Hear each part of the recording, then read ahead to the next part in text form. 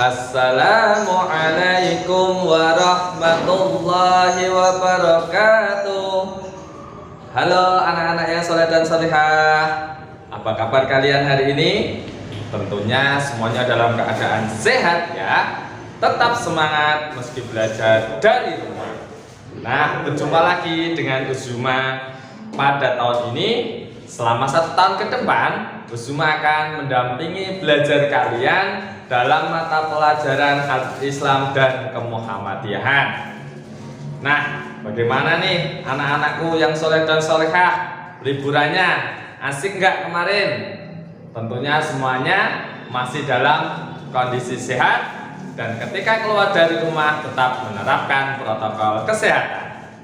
Oke anak-anak yang soleh dan solehah, sebelum kita masuk ke dalam materi pembelajaran pagi hari ini, terlebih dahulu kita awali dengan berdoa bersama-sama. Are you ready? Ready, oke. A'udzu billahi minasy syaithanir rajim. Bismillahirrahmanirrahim. Raditu billahi rabba wa bil islami dina wa bi Muhammadin nabiyyan wa rasula. Rabbi zidni ilma warzuqni fahma. Amin. Oke, semoga dengan berdoa tadi belajar kita jadi tambah semangat, tambah rajin, setan lewat.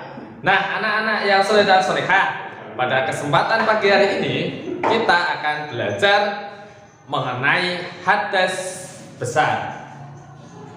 Ayo, anak-anak sudah ada yang tahu belum hadas? Atau sudah ada yang pernah mendengar? Kira-kira yang di rumah penasaran nggak ya? Oke deh, kita bahas selanjutnya. Hadas artinya adalah keadaan tidak suci pada seseorang sehingga terhalang baginya melakukan sholat, tawaf ketika ibadah haji dan ibadah yang lainnya yang mengharuskan dalam keadaan suci. Udah paham belum anak-anak? Ada gambaran? Oke. Selanjutnya, hadas dibagi menjadi 2. Yang pertama ada hadas kecil.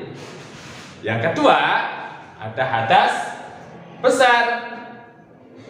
Hadas kecil artinya adalah kondisi seseorang tidak dalam keadaan wudhu karena belum wudhu atau bisa jadi batal dari wudhunya. Contohnya nih anak-anakku yang termasuk dalam kategori hadas kecil. Ada yang pertama buang air kecil, kemudian ada lagi buang air besar, dan ada lagi kentut. Itu contoh dari hadas kecil. Terus bagaimana nih cara membersihkan dari hadas kecil atau tata cara bersucinya? Yaitu cukup dengan berwudu ataupun tayamum jika tidak mendapatkan air. Nah, kemudian yang kedua adalah hadas besar. Apa arti dari hadas besar? Hadas besar artinya adalah kondisi seseorang dalam keadaan junub. Pasti teman-teman penasaran, apa sih itu junub? Kita bahas nih teman-teman. Junub artinya keadaan yang mengharuskan untuk mandi wajib karena melakukan jima atau keluar air mani dan sebab lainnya yang mengharuskan mandi wajib.